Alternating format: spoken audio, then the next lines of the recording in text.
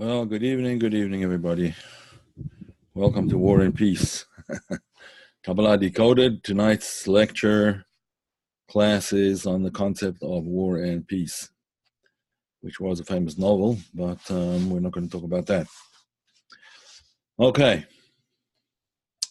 What we are going to talk about is the following verses. This is from Genesis, Bereshit. I'll just read in the Hebrew first, and then here's the translation. Wrong, I see already. Okay, so it says, the background to the story is Isaac was already 40 years old. He had not married yet. He was just this kind of person that lived a very holy life, and he was not married at this point. And his father, Abraham, decided it was time for him to get married, so he went and arranged a wife for him. As we know, in those days, marriages were arranged. And for that reason, I think the divorce rate was a lot less. And people were generally happier because they just accepted the wise experience of their parents when making them a match. Now, I know it doesn't fly in America today, but we have to think that maybe there was, they knew a little bit more than we did about human personality. And, of course, they would find approximately the person's soulmate as best as possible. But marriage in any case is work. It doesn't happen by itself. In any event, not to get sidetracked into other issues,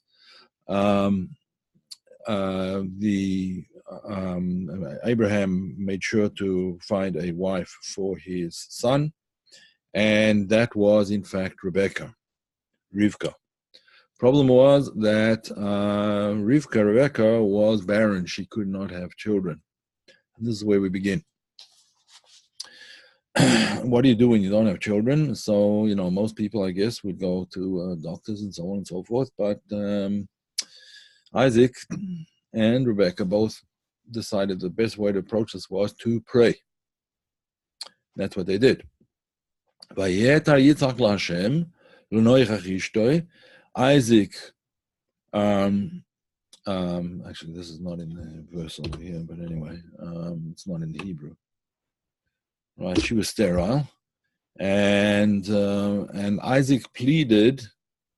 In other words, he prayed and he pleaded with God that regarding his wife, that for the sake of his wife, that she should become pregnant. Because she was sterile. Oh, it is in the verse. Yeah, it is in the.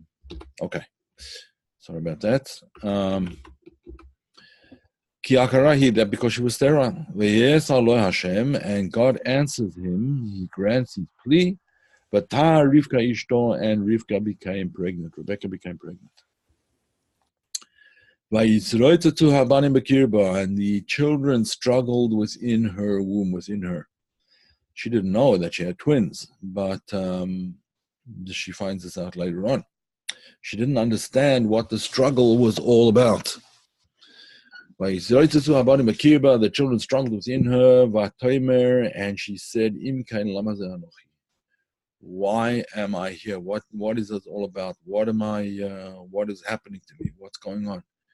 She didn't understand what this struggle was, and we'll explain this in a minute. Let's just translate the verses first.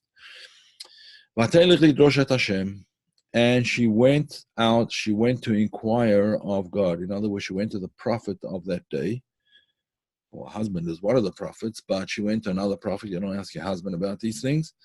So she went to the prophet whose name was Shem, one of the sons of Noah. He was the prophet of that day, Shem and Aver. Aver was the son of Shem.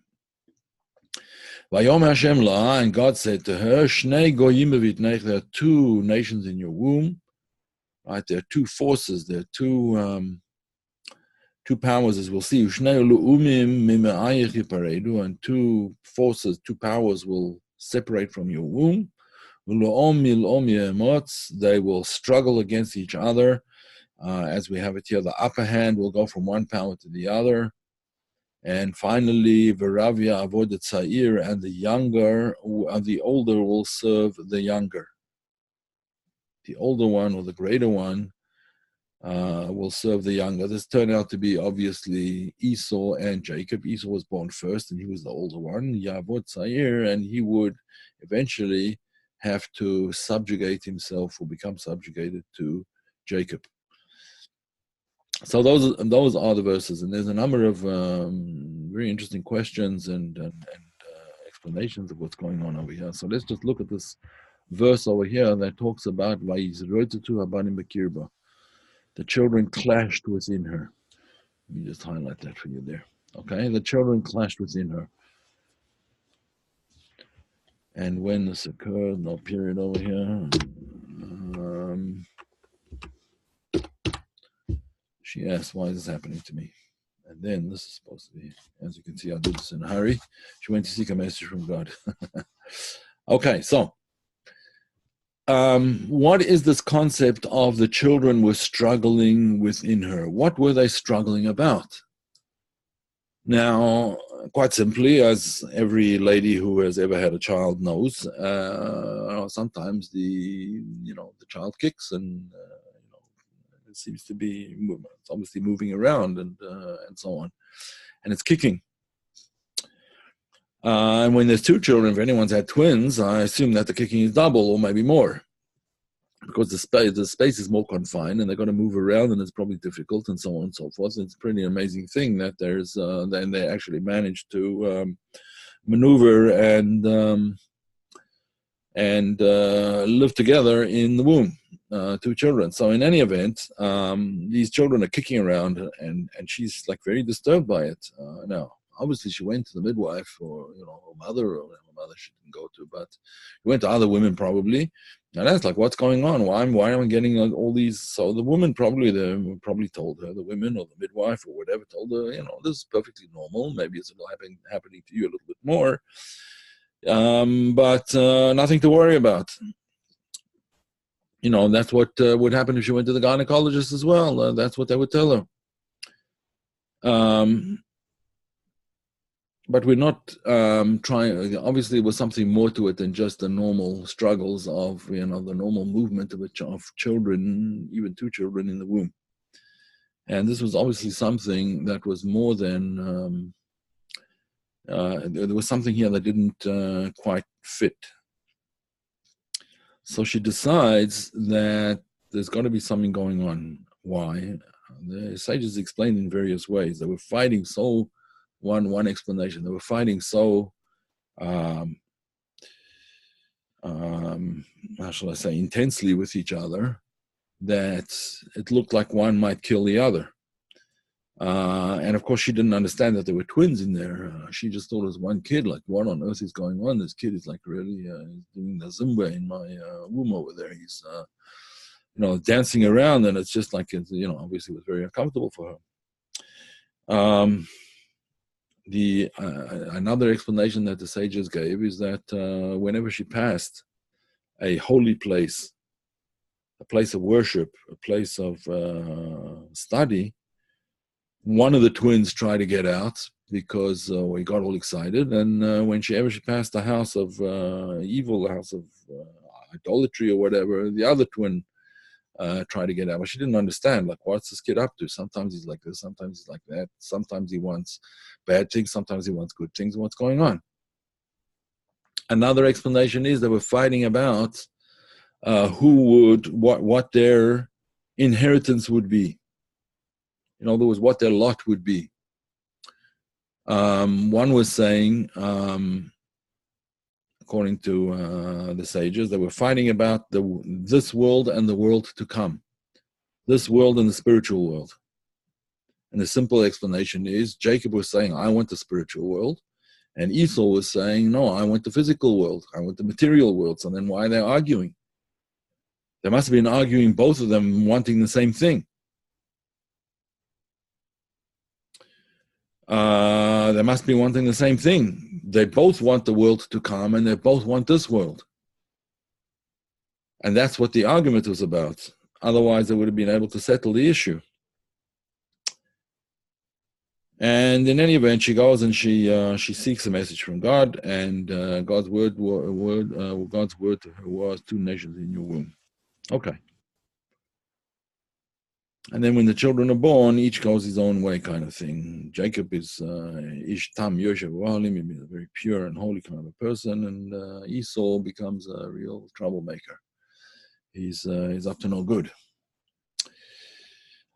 Okay, that's the basic background, and that's the basic story of the verses that we have been looking at now. I feel that there's a lot more to it than just these what we've said so far. Let's just take a step back for a minute. If we're going to say that there's two children in the womb, and the other children, there's two children in the womb, and therefore each is sort of going a separate way, each wants different things, and so on and so forth. That would be, kind of in a simple way of explaining it, but it's problematic. And what is the problem? The problem is that all of us have at least two forces within us. We all have the desire for physical things and the desire perhaps for illicit things that are not good for us. And we also have the desire for good things, for godly things, for holy things. We have the desire for the holy and the unholy. So why did this bother Rebecca? Why was it so bothersome to her? Well, perhaps we could explain it like this. Just let me adjust the camera here a second. Sorry. Perhaps we could explain it like this. What she was worried about was the following: these children that she was granted, how did they come about? They came about through prayer. In other words, it was miraculous. She was barren, and according to some opinions, he was barren as well. Both of them were barren. So for children, these twins to be born, this child to be born, as far as she knew, it was one child. But for a child to be born, this had to be miraculous. It was through prayer. And if that's the case, how could it possibly be that this miracle child was excited by the wrong things?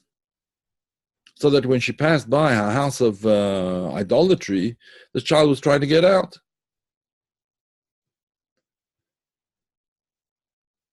And when she passed by a house of worship, he was also trying to get out. It didn't make sense to her. It didn't make sense to her at all. Not only that, not only was this child born through prayer, and therefore was a miraculous child, but both of this child's parents were both holy people. We're talking about Isaac, who was basically became blind later on in life, but the sages explain what he was blind to the world. He wasn't blind to what was going on in higher spiritual levels. That's where his focus was, and that's why he didn't see what was going on around him in this world. He wasn't looking. So here's a person who was so holy that he's looking at what's going on in the other worlds, and his wife, Rebecca, a very holy woman. How could it be that they could have a child that could have all kinds of demons within them, all kinds of obsessions with evil and obsessions with negative things and self-destructive behavior and so on and so forth? How could this possibly be? Isn't the influence of the parents, the DNA of the parents, a major factor in how the child comes out? And this worried her. She didn't understand what was going on. So she went to seek a message from God. Now, she's told when she gets there that there's two nations, two different people. There's two different, one's going to be great, one's going to be a tzaddik, he's going to be a righteous and holy person, the other one's going to be an evil, lousy slob. He's going to be an evil person. And it seems that she's, sort of satisfied with this answer. We don't see that she complains about it afterwards, and she doesn't say anything. Now, how could this possibly be? How could it be that a mother could say, okay, as long as I have one good kid, that's fine, and let the other one go to hell, as far as I'm concerned. I mean, we're talking about Rebecca over here. An ordinary mother wouldn't normally do that. An ordinary, normal mother wouldn't do that. How much more so a righteous mother like Rebecca, like Rivka? She's not going to say, "Well, the heck with Esau. Who needs him? I have one good child, good enough for me." And we don't see that this was, that this could possibly have been her attitude. Therefore, some of the commentaries, in fact, the Lubavitcher Rebbe explains it like this: that there's two approaches to doing our spiritual work in the world. And this is true of everybody. It's true not just of Esau and of Jacob. It's true of everybody. There are really two approaches. Some generally favor one approach more than the other, and some favor the other approach more than the first one. What are the two approaches? One approach is the path of holiness, that a person sort of closets himself away from the world.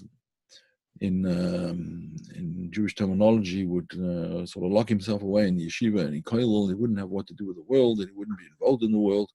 And automatically, the passions and desires and obsessions and so on and so forth would not bother him to the extent that it bothers people who are not locked away into the world of the spirit. I mean, I can, you can imagine that someone who's in a holy atmosphere 24/7 is going to have far fewer challenges generally than anybody else. But then there's another way of serving, of serving God and of becoming a holy person. That is to deal with the unholiness of the world and the unholiness that's perhaps inherent in all of us, and to elevate it, to bring it up to a higher level. And so that's what Esau represents. Esau represents the idea of going out into the world and being able to, so to speak, conquer the world and bring it, sort of subjugate it to spirituality, or rather, let me rephrase that. That's not subjugated to spirituality, but bring out the inherent spirituality within the world. After all, the world was also created by God. There are two times that the word that the Torah uses, there's more than two times, but there's two very significant times that the Torah uses the word Anochi. That's the word that's used over here. If you have a look in the, let me just share the screen with you again. Here we go. The word over here that's used is as follows. She says, Lama ze anochi. Why am I, literally, why am I? We've translated it here as, why is this happening to me? This is the Aryeh Kaplan translation. But the word anochi is used in two very special contexts. One of the contexts is when the Torah was given. The first word of the 10 Commandments, which were given on Mount Sinai, is Anochi Hashem Elokecha. I am the Lord your God. Anochi. This very word here, the word Anochi. That's one place that we find it. Another place that we find it is Anochi barati aretz va'adam aleha asisi. I created the earth and I placed man upon it. The word Anochi again, Anochi asisi aretz. Anochi barati aretz va'adam aleha asisi. Or sorry, let me rephrase that. The verse goes like this: Anochi asisi aretz va'adam aleha barasi. I'm sorry, that's the way it goes, right? I made the earth and I created man upon it. But the word Anochi is used here again, the word Anochi, I. The word Anochi is the word that is used to say, I myself. I myself. So there's two times that the word Anochi is used. One, I made the earth. The other, I gave you the 10 Commandments. These are the two approaches, the approach of Jacob, which would be the approach of the Ten Commandments, the Anochi, the I of the Ten Commandments, and the approach of Esau, if he would have used himself properly, if he would have trained himself properly, if he would have had the proper approach to life, would have been to grapple with the world and elevate it to a higher level. The word barati, va'adam aleha barati, and I created man upon it, the word barati, the numerical value of that is 613, corresponding to the 613 mitzvot. Why did God create the earth and place man upon it? In order for him to be able to to fulfill the 613 commandments of the Torah, and thereby elevate the world. Okay, so there are these two approaches. Again, one approach, the approach of holiness, and the other approach is making the world a holy place. Remaining in holiness, in the safe space of holiness, so to speak. And the other one is making what's not a safe space into a safe space, into holiness. And that was really the argument between Jacob and Esau. Which is the better way of going about things? But Rebecca was very worried.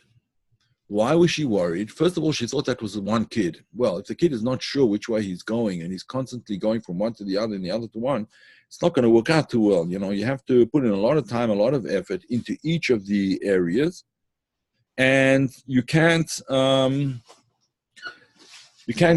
sort of how shall we say, half-hearted on either path. You've got to choose a path and stick to it. Now, it doesn't mean to say that one path is bereft of anything of the other. No, they're twins after all. They're twin paths. So each has part of the other path as well. Depends on which one is the primary approach. Is the primary approach living within holiness, or is the primary approach rectifying the unrectified, the as yet unrectified world? And that's really what the argument was about. Which one will be more important? But she was worried because why? Why was she worried? Because the second path, the path of dealing with evil, was much more dangerous, much more likely, a person is much more likely to err and to be sucked into negative things. It's like a black hole, sort of sucked into the black hole. And therefore would be very, very difficult. She wasn't sure that this child would survive such a thing. And indeed, we see that there were problems. And particularly since this was before the time that the Torah was given. It was prior to the giving of the Torah. The giving of the Torah was only a couple thousand years later. Actually, not a couple of thousand years, but it was 7 generations later. How long exactly that was, I'd have to figure it out. But 7 generations later that the Torah was given. So how's her child going to survive without the Torah? So she goes, what does she do? The sign of a wise woman, she goes to seek out a wise man, right? She went to ask someone who understands spiritual things, what's going on? How can I deal with these issues? And that's really, to put it in a nutshell, that's really what the challenge that all of us face. As far as Rebecca was concerned, she had 2 children. There were 2 forces. There were 2 different powers, 2 separate powers.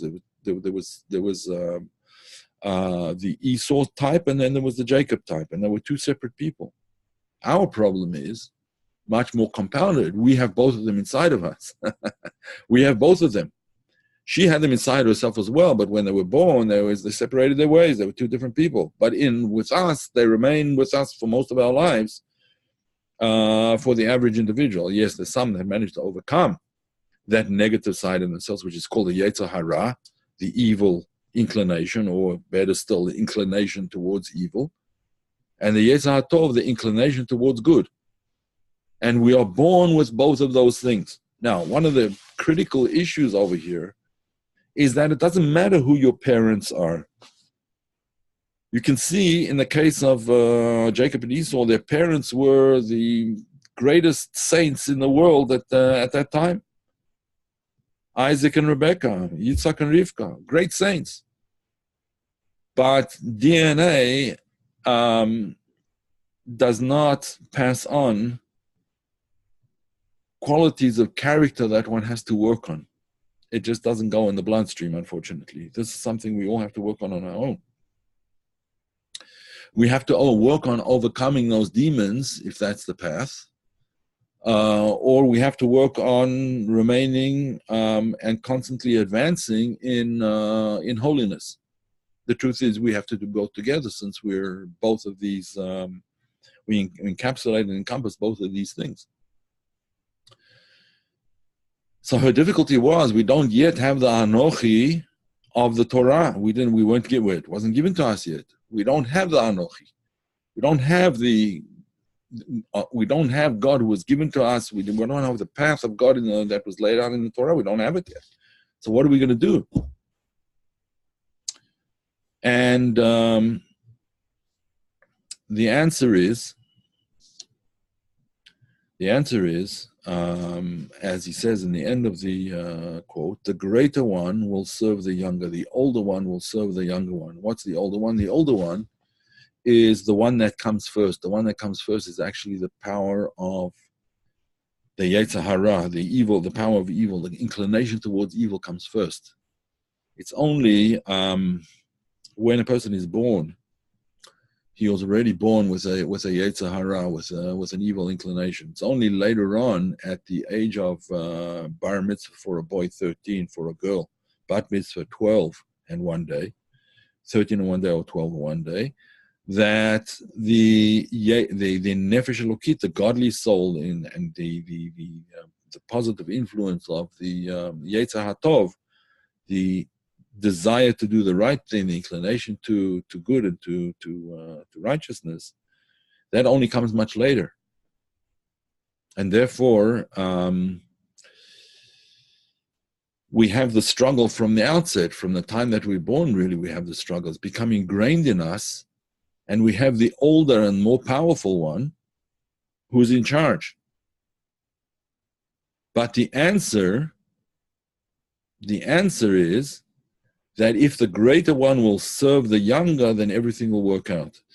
If the Yetzer Hara, the evil inclination, is willing to buckle under and to serve the younger one, the thing that comes later, the godly soul, in other words, its work is going to be to raise up sparks of holiness that are embedded in the world in the service of the soul, then everything will work out. That's peace. That's the time of peace. Now, I'll just tell you a little story, an interesting little story. I might have told it here in this forum once before, maybe more than once before. But it's such a great story that I thought I'll tell it again anyway. Okay, there was a famous Hasidic Jew who was in Siberia for a very long time. He was there for 20 years. And what was his crime? His crime was simply that he was an observant Jew, and in the time of communism, the Russian government, that was regarded as anti-government and sedition of some sort or another. So they put him into re-education, into retraining in Siberia. Of course, they never managed to retrain him, but they tried pretty hard, 20 years. So he had a tremendous sense of humor, this guy. So when he came out, he said, as I said, so what did your experience teach you? So I said, well, one of the things that it taught me was this. He said, I always had difficulty understanding a passage in, I think it's in Kohelet, if I'm not mistaken. It's either Kohelet or Mishlei. It's either in Ecclesiastes or in, how do you translate Mishlei? Proverbs, right? It's either in Ecclesiastes or Proverbs, and it says like this. it calls the evil inclination, it calls a melech, a zokein, uksil, an old and foolish king. So it refers to the evil inclination side of us. I'll answer some questions soon. The evil side of us is called a king who is old and foolish. So he said, I always understood why it's called a king, because it rules over us, right? And we have a very hard time with it. It's always giving us dictates of what to do, and we usually do the wrong thing. We follow what it tells us. So king, I understand. Old, I also understand, because the evil inclination is there before the good inclination, as we just explained. But fool, you're calling it? Yeah, you're calling it a ksil, a fool. It's not a fool at all. It's very smart, much smarter than I am. Right? Manages to fool me all the time. So how can you call it a fool? So he said, and then I was sent to Siberia for 20 years. And you know what?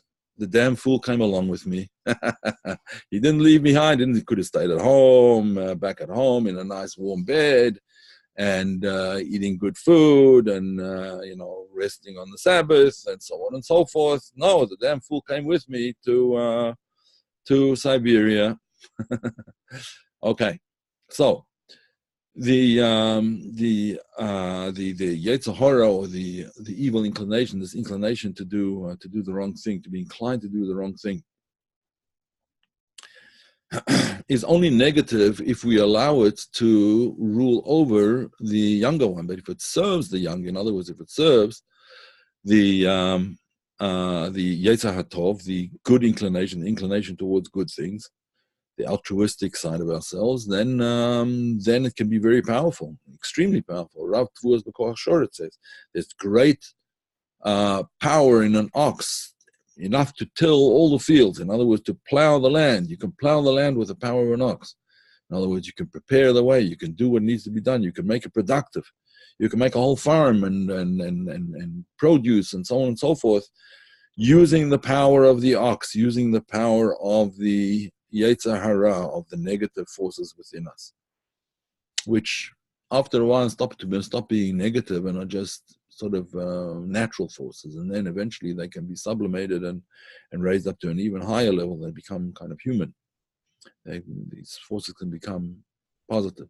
So the basic message, therefore, is don't despair. We all have two nations in our womb, in other words, within us.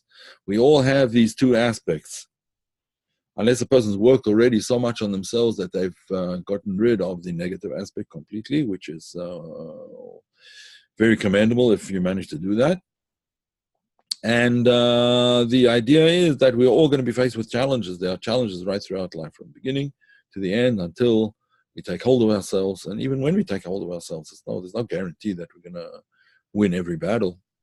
We're going to try. That's the main thing.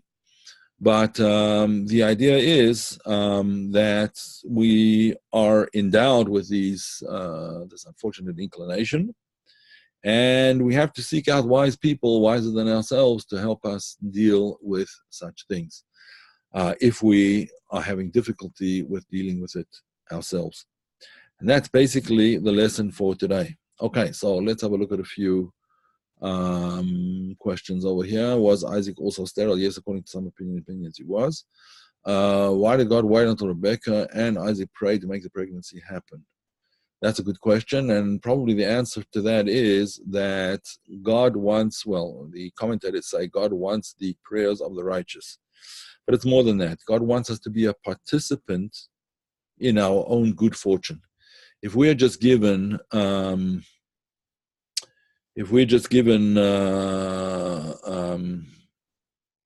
what's referred to, the sages refer to as the bread of shame. What's the bread of shame? The bread of shame is something that you get for nothing, right? Someone else provides it. He worked for it and he gives it to you, and it's a shameful thing. It's charity which you could have avoided by doing the work yourself. Of course, if a person is in a position that he or she needs the charity and they whatever, then it's a different thing. But the bread of shame is when you expect everything to be handed to you on a golden platter. And the truth is that, unfortunately, I was just listening to a lecture, actually, that many kids today, and college-age kids in particular, are exactly like that. They're helicopter parents, who provide their every need. They're hovering over them every minute of the day. And they say that when these kids come out like double wrapped in plastic, you can't say boo to them before they break down in tears. They've got to have their safe spaces, and they've got to have their and they're always complaining about microaggressions and all this kind of nonsense. So kids in previous generations, certainly in the earlier part of the 1900s, in the earlier part of the 20th century, they faced wars, the First World War, the Second World War. These kids they had what it takes. And then after that, perhaps those who fought in the Vietnam War, tough things. And it made them tough, and it made them successful. But today, you say boo to them, and you might go to jail. Unfortunately, that's the way it works. Okay, so that's the reason for they had to pray, because they had to participate. They didn't want they shouldn't have just got it as a blessing, but they know how to appreciate something when you really work for it and you pray for it and you get it. Then you really appreciate it and you treat it the way it's supposed to be. And not only that, but you leave an indelible mark on it. How much better is it to achieve things through the work of your own hands rather than just get it handed out to you by the government or whatever, that kind of thing. Yeah? Okay. Was that duality in Jacob as well as Esau? Yes. According to one of the explanations, yes. Other explanations say no, because Jacob was called Ish Tam, right? He was perfect. He didn't have that split in him. But others say that, yes, even Jacob had that split in him. Or he had that inclination towards doing the wrong thing, but he overcame it very quickly. He worked very hard on it, and he overcame it. And you see that the story when he's struggling with the angel of Esau, which is coming up in a subsequent section, a couple of weeks' time, you see that when Jacob struggled against Esau, it says he was struggling against the angel of death. Now, the angel of death is the same as the Yetzer Hara, the evil inclination, and the same as the Satan. It's all the same thing. Right? So we see that he did struggle against this later on in life. Is it ever possible to get rid of the evil inclination in our lifetime? Yes, it is possible. It's possible. Not easy, but it is possible. But it's certainly possible to get it under control. If you see Tanya, if you look in the work called Tanya, you will see that in the work called Tanya, I think it's chapter 18, if I'm not mistaken, 17, 18, he discusses those people that manage to, yes, overcome their evil inclination. One of the examples is King David. He killed it by fasting. That is not a recommended path today. In fact, the Baal Shem Tov basically forbade any of his followers to indulge in fasting because it makes a person weak and it detracts rather than enhances. Wendy, yes, I can see the wisdom of needing counsel for these times of inner conflicts or obsessions. Yeah, absolutely. If the issue is inside us, it's very difficult to see. That's absolutely true. Wise and that was true of Rebecca. She could see that it was going two ways. Wise counsel will be a necessity and a blessing. Do I still do counseling? Yes, I do, absolutely. When I say counseling, I'm not I'm not a licensed counselor in that sense. But I counsel people in spiritual counseling, for which you don't need a license, a government license. I need a rabbinical license, but not. Okay. Could the youngest who seem so fragile also one day elevate to a strength they didn't even know they had? Yes. I would say that could definitely happen, yes. For that to happen, they will have to face challenges, unfortunately, and overcome them. Because that's always the way it is. We can never strengthen ourselves until we face challenges. So I think that is correct, yes. How much of this is planned? Is going to happen no matter what. Either would have prayed, then God would have found another way to have Jacob and Esau born. Yeah, that's a good question. I mean, it's all planned. There's actually on these verses, there's a very famous commentary called the Degel Machne Ephraim, the grandson of the Baal Shem Tov, or the grandson of the Baal Shem Tov, and he explains over there that indeed the whole purpose of having this inclination towards evil, it's purposeful. It's not a mistake. We were given it precisely because a person is given challenges that he can face and that he can overcome. No one is ever burdened with challenges that they cannot overcome. And the reason you were given those challenges, he goes on to say, is precisely for you to be able to elevate yourself to a higher spiritual state, that without that you probably wouldn't have been able to get there. So it was planned. It was planned divinely. And therefore we have to fight when we find ourselves drowning in the muck or whatever. It's a struggle, it's a fight, but there's always a lifeline, and there's always people willing to help, and so on, and that's what we have to do. If one is serious about finding these things. Okay, are there any more questions?